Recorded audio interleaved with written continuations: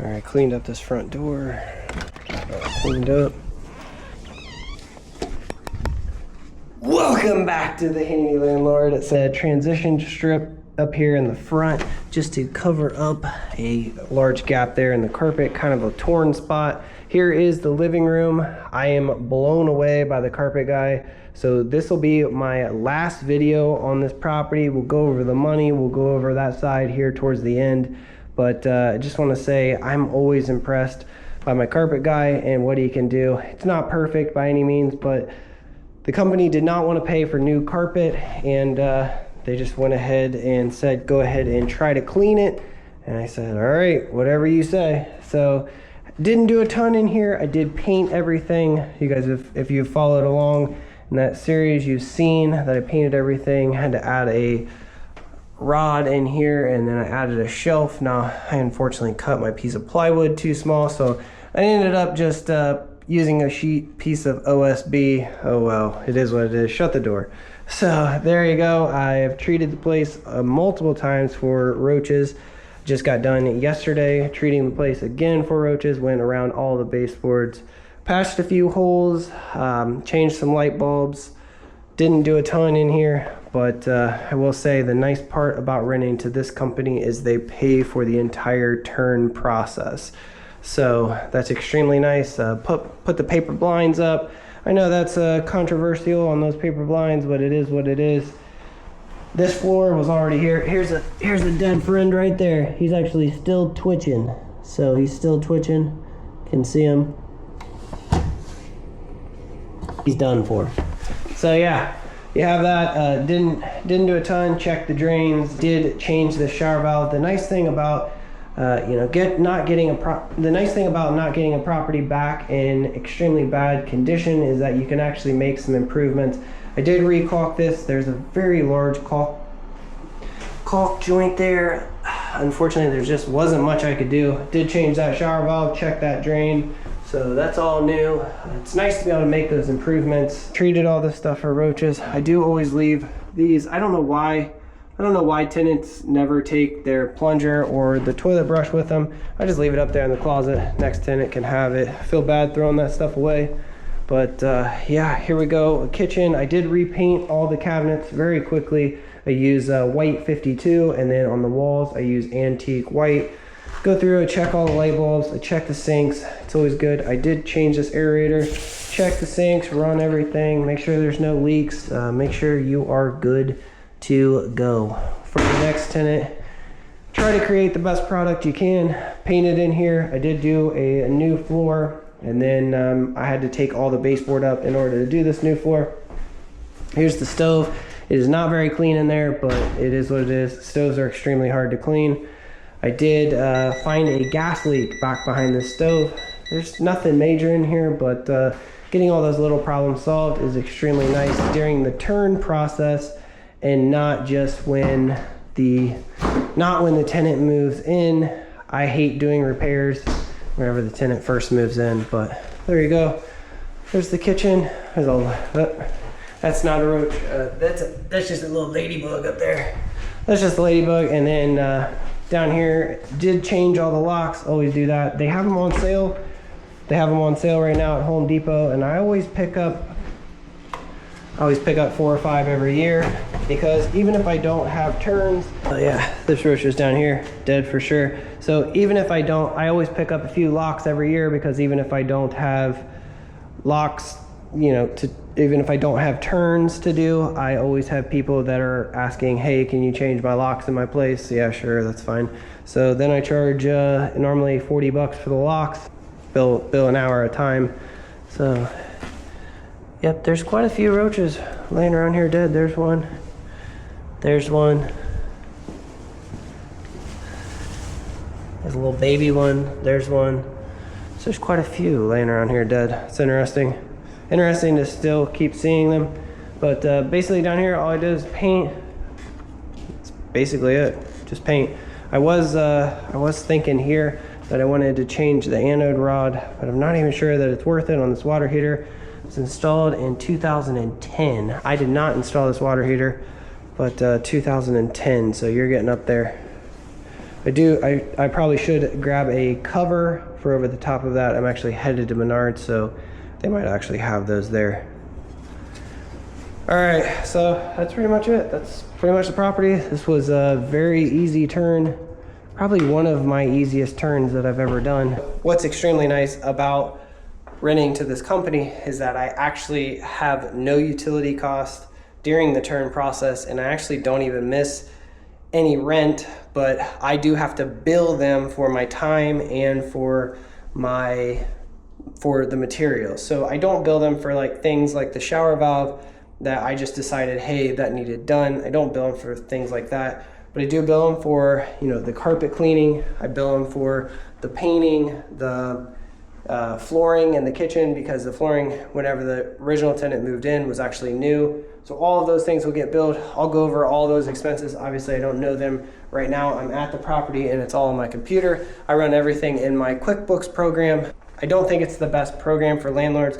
And I actually had a company reach out just recently with a bunch of information that I've actually struggled with before, and it's kind of like a legal thing. I'll put a link to it. I'm not affiliated. I've not taken any sponsors. I'm not interested in doing any of that, but I just thought that the platform was pretty good, so I'll link it down there. I looked into it because I was kind of interested in it. But yeah, I'll link that, and let me know what you guys think. Check out the website. I thought it was interesting. They had a bunch of free legal forms on there, leases, different things.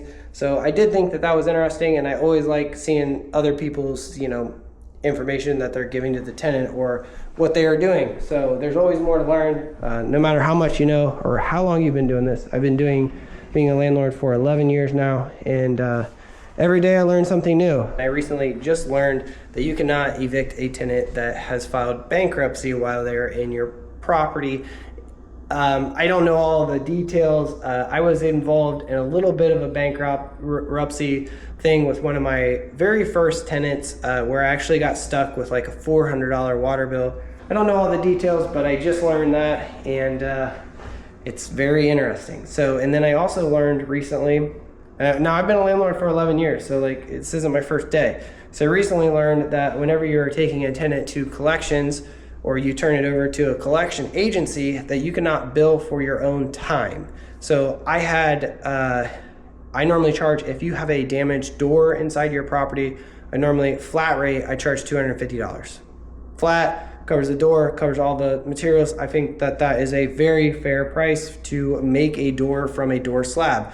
I recently learned that I could not bill for my time, so I could only bill for the materials that I purchased to make 7 doors inside of a rental property. I could not bill anything for my time. So I had to take all my time out of there, and I had to take my price down to just the cost of the materials for that job. Every day is still a learning curve, even 11 years in. So hopefully you guys learn some things with these videos. I don't know in your area, but that's just the way that it is in my area. This place is done. I'm out of here, and let's go over the numbers. All right, so this is the final video of this series. Hopefully you guys have enjoyed it. My last video was actually my top performing video. Before I get into the numbers, I just want to say thanks for everybody that was watching. I was actually shocked how many views the last video got. In my experience, the #1 expense that I have is whenever a unit is vacant, I have to turn that unit. I have to get it ready for the next tenant. It's normally very expensive. That process is expensive. You have lost rent, you have contractors. If you have a mortgage on it, you're paying the mortgage, which is eating into profits from other jobs because you're not getting any rent on that job. You have carrying costs from utilities. You have the cost of finding a new tenant. Placing a new tenant can take months. You can lose 2 to 3 months easy on finding a new tenant, and especially if you are very picky, which you should be, because once a tenant is in your unit, it's extremely hard to get a tenant out of your unit. And a lot of people do not understand that it's not just like, oh, you just evict them and you just go on. Like it's not that easy. It's definitely a lot more involved than just, you know, posting a 3-day notice or notice on the door and magically the tenant just disappears. It's way more involved than that. I wish it was that easy, and I wish that some of the court systems were a little bit more on the landlord's favor. But I just want to say I receive a ton of comments that say you should just evict the tenant. Like, okay, if you go into a bad unit and the unit is trashed and you just evict them, doesn't matter. You still have to deal with the trash unit. So I deal with that situation of a trashed unit a little bit different than most people. If you're already in my unit and you trashed it, you better be ready to sign an extension on your lease, because I am keeping you in that unit. I'm going to do everything possible. You've already trashed it. You've already damaged it to the point where, you know, by the time I see it, you've already damaged it so bad that I'm just like, okay, just stay there. As long as you are not causing extreme problems for the neighbors or anything like that, I just try to keep the tenant in there. Maybe that's the wrong approach. Maybe I'll do some more videos on that kind of stuff. I have one tenant right now that just instantly pops to my mind, and I actually just signed her a 2-year extension. It is trashed. I mean, when I say it's trashed, it is trash. That your number one expense as a landlord, which people just don't understand, is turning units, and you do not want the tenant that is going to move every single year. You don't want that. All right, let's get into the numbers on this job. So I rent this to a company. So I actually don't place the tenant. They pick their own tenant. I just rent it to the company. Even though I was turning this unit, I was still collecting rent on this. They were still paying the utilities. All the utilities go in their name. That's crucial. That's crucial. If I could rent all my properties to them, I probably would. I don't think they pick the best tenants, but hey, if they're willing to pay for all the expenses, then they're willing to pay for all the expenses. So just in materials on this job, billable materials, I'll get into that here in just a second. Billable materials, I have $951. For all of my labor, screens, doing all the things that I did in the property, cleaning all the trash out, hiring the other contractor, installing the LVP flooring in the kitchen, painting all the unit, making the repairs, caulking the shower, just painting, cleaning the doors, doing the cleaning, checking the drains, cleaning the fridge, doing all that, changing the locks, all of that. My labor was 44 hours on that. So total labor, $1,540.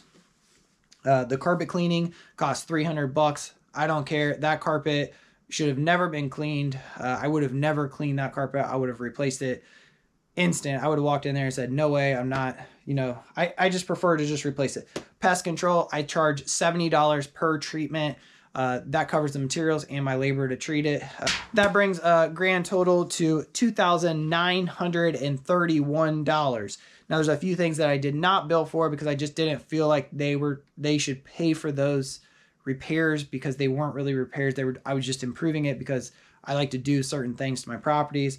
I sealed the driveway. I trimmed all the brush in the back. That could have been billed. I just went ahead and trimmed it off the clock, off of their clock. And then I replaced the shower valve with the Moen shower valve. That was the last video that had the most views in this whole series. And then I repaired that small gas leak behind the stove. None of those items are really billable in my opinion. So I just went ahead and I just put that on my invoice, and I said not billed.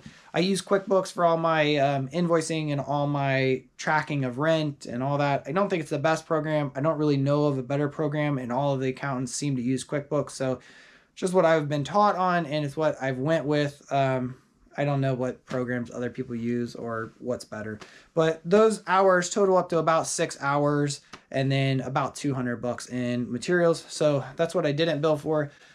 Hopefully you guys enjoyed this series, and it was really upsetting with this series to lose all that video content that I already had edited. That's never happened in the past. I think it was just a faulty hard drive that I got, and yeah, I bought some knockoff hard drive, and don't recommend that. Just go with the name brand. Don't do that to yourself. So that was kind of upsetting, and I kind of got in a rut of not wanting to make videos, but that happened. So here I am. I'm back at it, and I have a whole nother series video recorded for you guys, and I'm hoping to get it out. Let me know down in the comments if you want to see that.